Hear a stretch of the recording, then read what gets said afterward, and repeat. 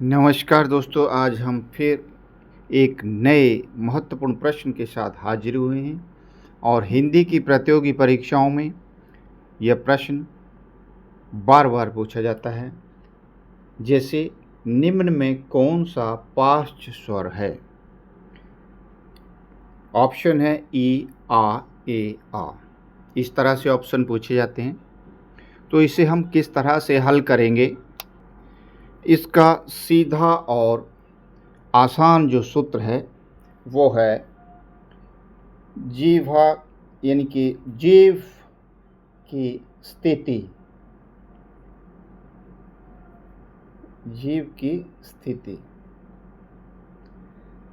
की स्थिति के आधार पर इसे हम आसानी से समझ सकते हैं। जैसे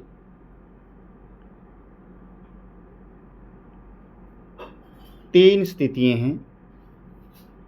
पहली है अग्र स्वर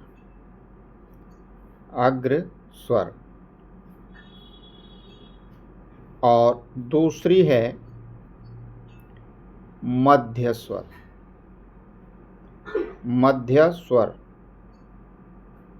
और तीसरी है पाश्च स्वर।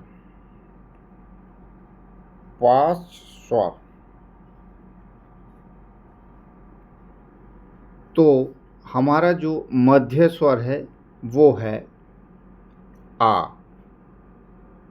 ये हमारा मध्य स्वर है और इसके बाद जो पाश्च स्वर है वो है आ, उ, ओ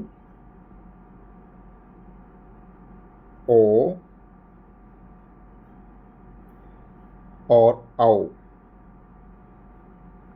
ये हमारे पाश्च स्वर है। और अब इसके अलावा जो बचे वो है अग्र स्वर। कौन कौन से हैं वो? जैसे ई छोटी, बड़ी ई, ए, आई और रे, ये अग्र स्वर हैं। तो अब इस स्थिति के आधार पर आप इस प्रश्न को बड़ी आसानी से हल कर सकते हैं।